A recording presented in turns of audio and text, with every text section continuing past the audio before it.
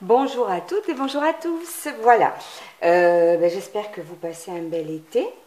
Alors voilà, je suis enfin en vacances. Ah, il était temps. Et voilà, je vais, comme on dit, quelques vacances, hein, même si on aime beaucoup son travail, eh bien c'est partir un peu pour mieux revenir. Voilà. Alors, je viens avec cette petite vidéo aujourd'hui vous présenter quelque chose qui a peut-être déjà été vu sur YouTube. Je n'en sais rien. Moi, je vous montre ma façon de faire, comment je procède. Ma chaîne est celle du partage et de l'échange. Et par conséquent, c'est ce que je fais à travers cette vidéo. Donc, comme je l'avais dit dans un haul précédent, où j'avais d'ailleurs présenté quelques petites choses qui se trouvent là, notamment les tampons que j'avais achetés en solde chez Max Plus, et ce petit moule que j'avais trouvé en solde chez Cultura pour essayer de faire des petits moulages. Donc j'ai essayé, hein, j'ai acheté la fameuse pâte de chez Action, donc que je conserve dans une petite poche zippée, celle-ci qu'on trouve au rayon enfant. Moi j'ai pris la blanche, voilà. Et c'est donc un pain de 500 grammes de pâte. Donc j'ai essayé de faire les petits moulages qui, ma foi, se sont avérés ne pas être trop mal. Loin de là d'ailleurs, parce que je les trouve pas trop assez réussis. Bon, donc étant donné que ça marchait plutôt bien et qu'en plus de ça, ça me plaisait à faire, j'ai acheté un deuxième moule, voilà, sur l'un des sites où on peut aller les unes et les autres en scrap par exemple, hein, pour acheter des petites choses, voilà. Donc j'ai acheté ce petit moule qui permet de faire des moulages de cadres, de petits cadres. Alors, je le trouve d'ailleurs bien sympa. Je n'ai investi que dans celui-là pour le moment, parce que je voulais justement essayer. Puis après, voilà, je vais faire une commande plus conséquente en fonction de mes besoins et de ce qu'il me plairait de créer. Alors, faire les moulages avec la pâte, je pense que vous savez toutes, hein, celles qui le font. Moi, personnellement, je ne l'humidifie pas du tout. Et j'ai quand même constaté qu'il fallait, avant le démoulage, la laisser sécher très très longtemps. Si on démoule trop tôt, que la pâte est encore un peu humide, on se retrouve avec des moulages qui sont déformés. Et puis même tous les jolis reliefs qui peuvent normalement ressortir au moulage sont un peu écrasés. Voilà. Moi, c'est pas compliqué, je laisse sécher. Peut-être que certaines vont dire ah, ben oui, ce qu'il faut. C'est-à-dire qu'en fait, là, quasiment une journée. C'est-à-dire que si je l'ai fait maintenant, il est quoi 16 heures, ben, je les démoulerai que demain vers, je sais pas, je tenterai un petit peu vers 8 heures du mat, voir ce que ça donne. Et sinon, dans l'après-midi, je verrai. Voilà. Mais bon, en même temps, il faut savoir que c'est pas si mal réussi que ça. Je vais mettre sur du fuchsia parce que ça, c'est quand même un petit cadre très travaillé. J'ai attendu, mais quand j'ai démoulé, il était bien sec, bien rigide et j'ai tous les détails du moulage. Vraiment tous les détails, sans exception. Le moulage n'est pas biscornu, il est bien plat. Voilà, c'est peut-être un des petits ingrédients qui fait que ça marche pas trop mal, je ne sais pas. Hein. En tout cas, pour moi, ça marche comme ça. C'est comme ça que je fais. Alors après, ce que j'ai voulu essayer de faire, d'ailleurs, je vais vous montrer les petits moulages que j'ai fait. Donc là, j'ai habillé mon petit meuble d'un papier cuisson. Parce que lorsque je fais les moulages, je fais sur une feuille de papier cuisson. Voilà. Donc le petit moule que j'ai acheté permet de faire tout cela. Je vais passer dessus. Et je les trouve assez jolis au niveau des formes. Alors après, bien sûr, il faut, avec un petit polisseur très, excusez-moi, très doux, hein, ou une petite lime à ongles très douce, il faut bien sûr limer un petit peu toutes les petites aspérités. Et encore, je trouve finalement qu'il n'y en a pas tant que ça. Alors, ma pâte est blanche, c'est vrai. Et là, vous voyez des petits moulages rosés. C'est le but de cette petite vidéo. vous faire partager ma petite idée, comment moi j'arrive à colorer cette pâte. Alors, peut-être qu'il y a plein d'astuces pour le faire. Celle-ci, c'est la mienne. Elle marche très bien. J'en suis très contente. Donc, je communique. Voilà, tout simplement. D'ailleurs, j'en ai coloré un petit peu. Je colorie pas, enfin, de colorer, teindre, on va dire, de grande quantité. Voyez? Voilà. On voit, ça fait une pâte vraiment rosée. J'en ai pas sur les doigts, hein, c'est... Voilà, et celle-ci, ben, je la conserve à part, dans la même poche hermétique, mais à part du pain de pâte blanche. Alors, ce que je vais essayer, jusqu'à présent, je n'ai fait que du rose. Je vais essayer de faire des petits moulages ben, d'une autre couleur. Je vais essayer, par exemple, du vert pâle. Alors, voilà ce que j'utilise pour teindre. J'utilise ces petits pads encreurs que j'ai achetés à 99 centimes. Il y en a certains que j'avais déjà, hein. Mais celui-ci, celui-ci, celui-ci, celui-ci et celui-ci, je les avais achetés donc à 99 centimes et je les ai présentés dans un haul. J'ai essayé pour les tamponnages. Donc pour les tamponnages, il n'y a pas de souci, ça marche bien. Ça ne rend pas tout à fait comme la Versafine, hein, qui respecte vraiment tous les détails, mais ça marche très bien. Et je me suis dit, ben, pourquoi pas utiliser pour autre chose. Donc, je vais prendre par exemple le pad vert verveine. Alors, celui-ci, je ne l'ai pas encore utilisé. Donc, il faut que je l'ouvre. Ça va peut-être pas être facile comme ça. Si. Voilà. Alors, c'est un vert, oui, assez foncé, quand même. Je vais comparer quand même avec celui-ci. Le verveine. Celui-ci, c'est menthe. Oui, voyez, c'est pas tout à fait le même vert. Je vais peut-être essayer de teindre avec celui-ci. Il est vif, mais on va voir ce que ça donne. Allez, youpi, bêtise. Voilà. Alors, je vais prélever un peu de pâte. J'espère que les choses se voient bien dans l'appareil photo. Je vérifie de temps en temps. Donc, j'en prélève un petit peu, suffisamment pour faire les 4 moulages. Et de toute façon, s'il m'en reste de la pâte teinte, ce n'est pas un souci. Alors, peut-être que j'en prélève un peu beaucoup, mais bon. Alors, ce que je trouve, c'est qu'elle est quand même bien... Je rajoute pas du tout d'eau hein, dans mes moulages, mais absolument pas. Voilà, dans mon cas, c'est pas du tout nécessaire. Et comme je vous dis, vu que ça marche comme ça, pourquoi je ferai autrement voilà, tous les dessins sont bien respectés, sont d'une finesse. Voilà, le moulage a bien séché. Il est bien plat si je viens à le coller sur un support. Vraiment, voilà. Je vous dis, je respecte bien le temps de séchage. Ben oui, ça peut prendre une journée, mais ben, c'est comme ça. Alors, normalement, je mets des gants. Alors, je vais quand même en mettre un. À cause de l'encre, là, j'ai pas envie d'en avoir plein les doigts. Même si, à mon avis, ça part bien, mais voilà. Donc, je prends ma pâte et je viens tout simplement, alors, je ne sais pas si j'en ai pas un peu beaucoup, voilà, l'imprégner comme ça, comme si je passais un tampon hein, dessus, hein, l'imprégner d'encre. Alors, vous allez me dire, ah oui, mais les tampons d'encre, en fait, ça n'abîme pas. Hein. Et puis, même si, voilà, même si les pâtes d'encre étaient un peu endommagées, 99 centimes le pâte d'encre. Je ne sais pas combien coûtent les colorants alimentaires ou autres, j'en utilise pas hein, du tout. Même dans ma cuisine. Je ne suis pas une grande cuisinière, mais les colorants alimentaires, non. Donc, même si, effectivement, les pâtes d'encre étaient un peu endommagées, 99 centimes, ben je les sacrifierais, hein, ça serait que pour ça. Hein. Voilà. Alors, voilà, la pâte devient verte. Il suffit d'appuyer un petit peu plus.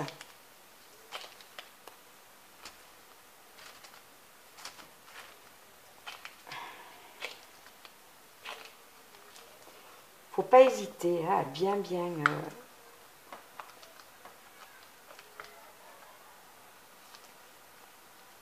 Voilà, 99 centimes le pâte d'encre, voilà, je perds pas grand-chose. Je le sacrifie pour ça. Et puis, j'ai quand même des jolies couleurs. Voilà, ma pâte est... alors, je ne veux pas du vert vif, hein, je vous le dis tout de suite, parce que je veux des teintes quand même assez pastel. Voilà, alors, ça m'a pas l'air trop mal. Alors, je vais revenir à l'écran, rassurez-vous. Hop. Je vais malaxer un petit peu. Je mets un autre gant et j'essaie de malaxer. C'est surtout pour que bien, voilà, que le pad d'encre, enfin, que le morceau de pâte soit vraiment bien coloré, de la façon que je souhaite.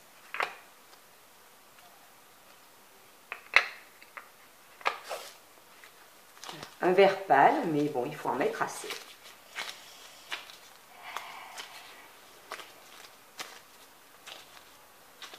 Bon, ça m'a pas l'air trop mal, je pense que ça va être assez joli.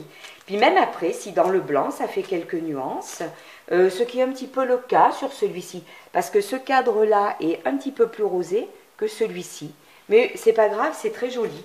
Voilà, voulant du pastel, c'est pas si mal.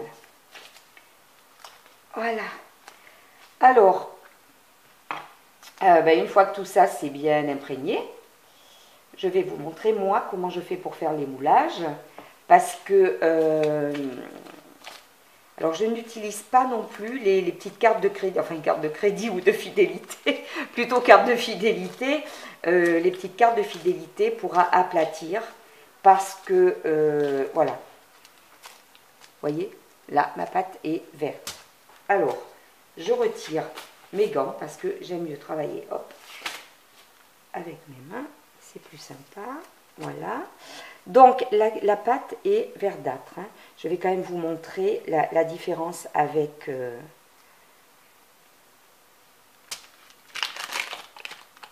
voilà, vous montrer quand même que on n'a pas du tout la même nuance de couleur.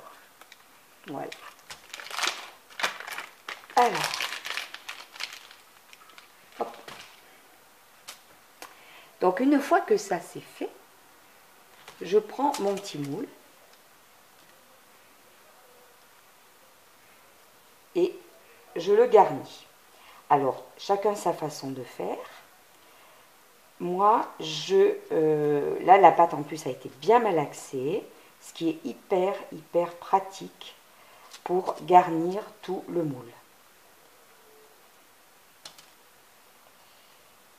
Je suis assez contente de ce moule de cadre.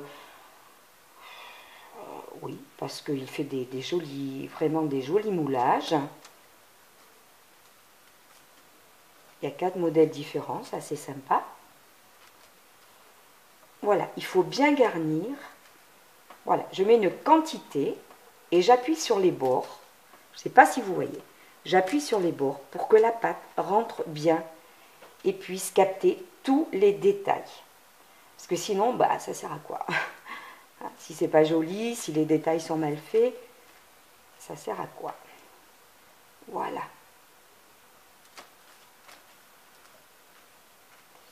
Là, je pense que c'est exactement comme ça que j'ai procédé pour faire celle-ci, celui-ci, enfin, tous les autres. Hein. Bon, je suis novice, hein, je tiens quand même à le dire. Je n'en avais pas fait jusqu'à cette semaine que j'essaie... même pour teindre la pâte, je me suis dit, allez, essayons comme ça. Et si ça ne marche pas trop mal, c'est toujours bien de communiquer.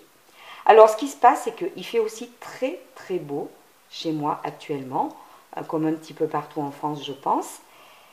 Donc là, une fois que je vais avoir fait le moulage, hein, je vais mettre, je ne vous le cache pas, c'est ce que j'ai fait pour d'autres moulages, je vais le mettre au soleil. Ça aide bien à avancer le séchage, sachant quand même que ça sèche bien effectivement sur les bords ici, mais qu'encore à l'intérieur, il faut bien laisser du temps, c'est-à-dire plusieurs heures, pour obtenir un moulage bien sec, qui ne se déforme pas lorsqu'on le démoule. Donc voilà, je vais ensuite faire les petits.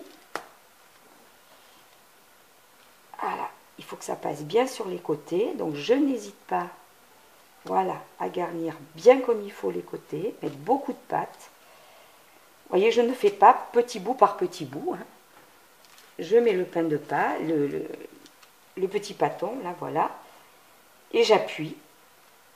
Et je peux vous assurer, ça garnit bien le moule. Parce que, voilà, ça a quand même donné de très très jolies choses bien faites. J'ai pas la science infuse du moulage, mais le résultat est là, quoi. Donc, je vous montrerai pas ça si ça marchait pas. Je trouve cette couleur très jolie, ce vert. Je pense que ça va être sympa. Peut-être que dans une autre vidéo, je vous montrerai le résultat des petits moulages. Ça fait un petit verre d'eau, c'est beau. Vous allez dire, elle s'envoie des fleurs. Ben, un petit peu, des fois il faut, hein. Voilà. Quand je rate quelque chose, je sais le reconnaître, mais quand quelque chose marche, réussit, je sais aussi le partager. Ça me fait plaisir de vous dire, moi j'ai fait comme ça, c'est ma façon à moi et ça marche. Voilà, alors le fait d'appuyer, ben, on voit qu'au bout d'un moment, ben, il n'y a plus rien qui rentre, hein, dans le moule parce que il est bien garni. Alors, vous voyez, il me reste un petit peu de pâte verte que je mettrai dans un petit morceau d'alu et dans la poche hermétique. Et je ne vais pas tarder parce qu'il fait tellement chaud que je sens que ça commence un petit peu à sécher. Alors, moi je vous disais donc, je n'utilise pas la carte pour aplatir. Pour la bonne raison, c'est que j'ai remarqué, ça aussi c'est en essayant, c'est comme ça que ça marche pour moi, peut-être différemment pour vous, je ne juge pas, j'explique ma façon. Avec la carte, j'ai constaté que ça soulevait la pâte et souvent ça démoule ce qu'il y a à l'intérieur. Parce que la carte, elle ne coupe pas, elle arrase. Alors vous allez dire, mon Dieu, qu'elle est barbare. Non, je ne suis pas barbare, j'utilise un couteau de céramique. Et avec ce couteau de céramique, je n'ai pas du tout abîmé le moule et j'ai fait des moulages plutôt réussis. Alors, voilà comment je m'y prends. En fait, voilà, je coupe l'excédent, comme ça, tout doucement. Voilà, le fait que le couteau coupe et n'arrase pas, ça ne soulève pas la pâte qui est dans le moule.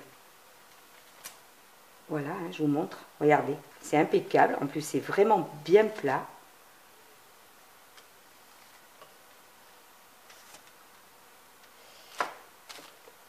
Hop, je vais enlever ça déjà, voilà, je continue. Parce que les couteaux de céramique coupent très bien, donc il n'y a pas besoin d'appuyer, de forcer plus que ça. Voilà.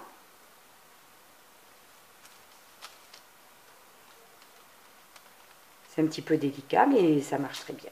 Voilà. Et voilà. Et je n'ai pas acheté de matériel particulier pour le faire, hein, vous voyez. Mon couteau de céramique de la cuisine, bon, il sera peut-être condamné à ça. Et je ne me suis pas coupée, formidable. Oula, va vite falloir que je la mette, ça sèche très vite là. Donc, comme vous le voyez, c'est impec. Mes moulages seront aussi jolis sur l'envers, alors c'est sûr on ne les met pas sur l'envers, hein, que sur l'endroit, parce que je vous assure que sur l'endroit ils sont très bien réussis aussi. Voilà. Et là j'ai vraiment quelque chose de plat, de propre. Maintenant il va falloir de la patience parce que effectivement ça va être plusieurs heures de séchage. Voilà, je démoulerai ça que demain, quand ça sera bien sec, et j'aurai des moulages bien plats. Et là, en l'occurrence, coloré aussi, un petit peu vert d'eau, grâce à ces petits pads. Voilà, alors ben, je suis contente d'avoir partagé ça avec vous. Ben, je voulais vous montrer, voilà, aussi, le pad n'est pas abîmé, hein, il est toujours bien gorgé d'encre. J'ai pas envie d'y mettre les doigts, mais je vais vous montrer.